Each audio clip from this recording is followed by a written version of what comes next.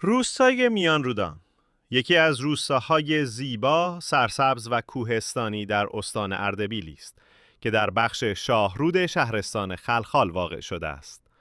این روستا در فاصله حدود 30 کیلومتری جنوب شهرستان خلخال قرار دارد.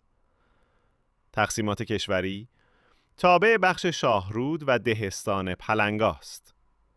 طبیعت روستای میانرودان به دلیل قرار گرفتن در میان کوههای بلند با ارتفاع حدود 2150 متر از سطح دریا، کوهستانی ترین روستای خلخال می باشد.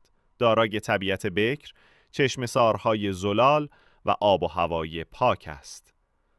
این روستا 4 فصل زیبا دارد.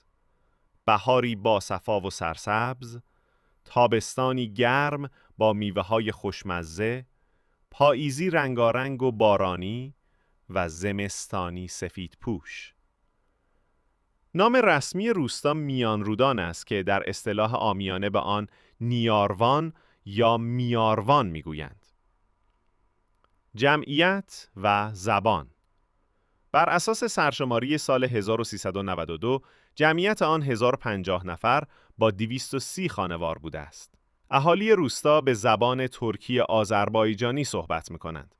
در کوهستان‌ها و دره‌های اطراف روستا انواع حیوانات وحشی مانند بز کوهی، روباه، گرگ، گراز، خرس، خرگوش و کبک یافت می‌شوند. وجود 2 رودخانه معروف به نام‌های کیچیکچای و بویوکچای، رودخانه کوچک و بزرگ، از دلایل نامگذاری این روستا میان 2 رود است. یکی از عمده‌ترین مشکلات این روستا نداشتن راه ارتباطی مناسب و استاندارد است. راه فعلی روستا به خلخال بیشتر خاکی بوده و دارای مسیرهای ناهموار، پیچ‌های خطرناک و شیب‌های تند است که رفت و آمد را برای اهالی دشوار می‌کند. طبیعت بکر و زیبای میانرودان، باغات میوه و چشماندازهای تماشایی دل هر بیننده‌ای را جذب می‌کند و برای گردشگری و دوری از شلوغی و آلودگی شهرها بسیار مناسب است.